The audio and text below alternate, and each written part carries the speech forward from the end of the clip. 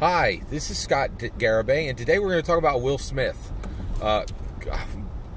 Kind of because the world is talking about Will Smith, and I think this is a huge story, and I think it's going to be a huge story for a lot of years. Like I think we're going to be impacting this for years to come.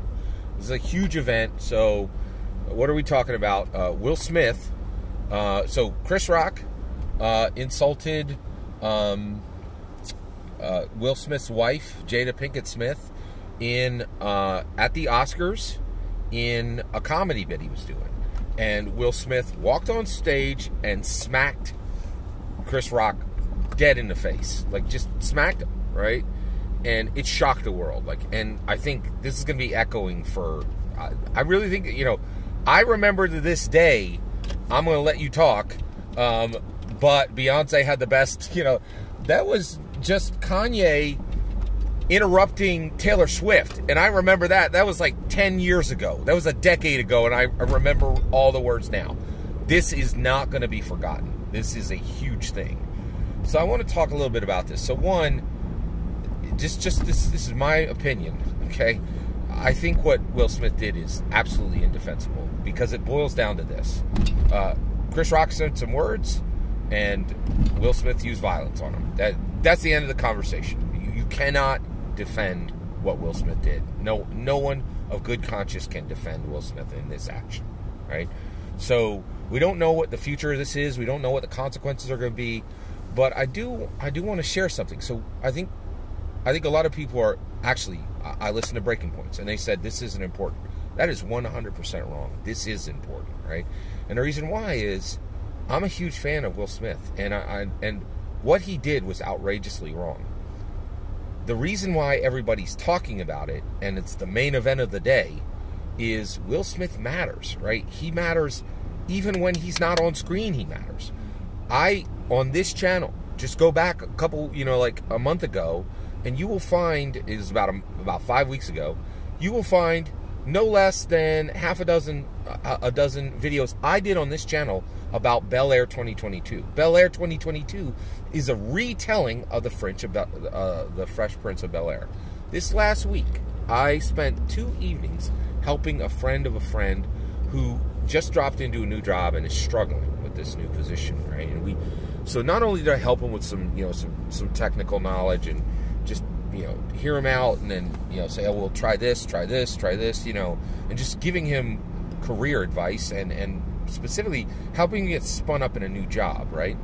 But I was listening to him, and he said something fascinating. He said, the biggest problem he has is he's just not getting the respect that he deserves, right? And I was like, tell me about this. And he said he was really incredibly frustrated because he's not getting the respect he deserves. He didn't get it in his last job, and he's worried he's not going to get it in this new job, right? Well, I've been watching Prince of Bel Air, and people are like, well, this is just a retelling of a sitcom, right?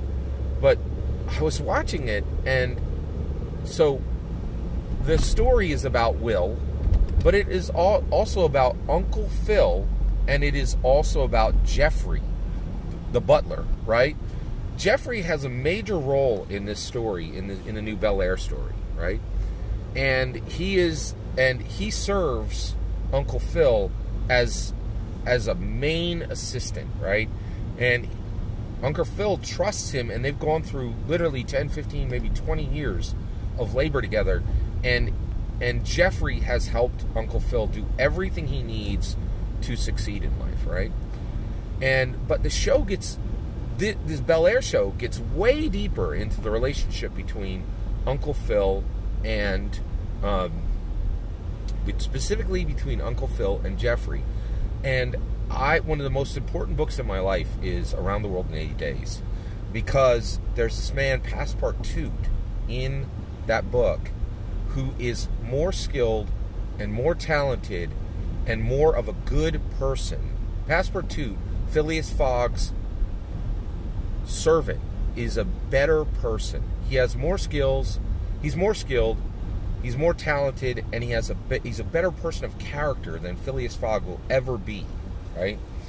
But he works in servitude without the respect he deserves. He never gets the respect he deserves, but he serves tirelessly from his own personal code, right?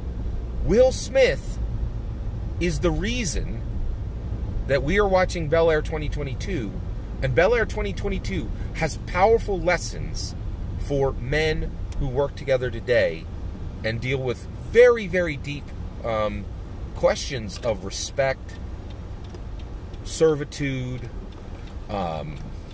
friendship, right? Professionalism, loyalty, character, morality.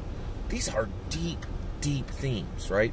So literally 35 years after that show made its mark on America, then Will Smith is making his mark on America today, right? And while he seriously screwed up, right? Like just made an indefensible mistake at the Oscars, I think the reason why we as Americans are thinking about this so deeply is we also, at the same time we're seeing this terrible mistake he made, we are literally still, right now, seeing all these incredible things he's put into the world. So this is a complex situation. And I will tell you, I was moved, right? Because I literally had, you know, when I meet with this friend of a friend again, I have some answers that I got from Bel Air saying, the reality is you just need to serve and you need to validate yourself. No, you have to let go of other people validating you. And I learned that from Bel Air, right? Like, because the show's so deep and that thing would not exist if it wasn't for Will Smith. So America is just struck right now, seeing one of its, what we consider to be one of our greatest heroes fall, right? And so we're in the middle of it. And I'm really thinking about this a lot, and I think a lot of Americans are thinking about what we just saw. I'd love to hear your thoughts on this. Do you see the complexity of this, where clearly Will Smith did a terrible thing, and at the same time, literally, his presence is still helping people in his work, right? So how do we separate that? How do we separate this terrible act from the good acts that are still coming, right? And do we separate it? I'm not sure. I'm just kind of talking this through with you. I'd love to hear your thoughts. Let me know in the comments below. Please consider liking and subscribing, and have a wonderful millennium.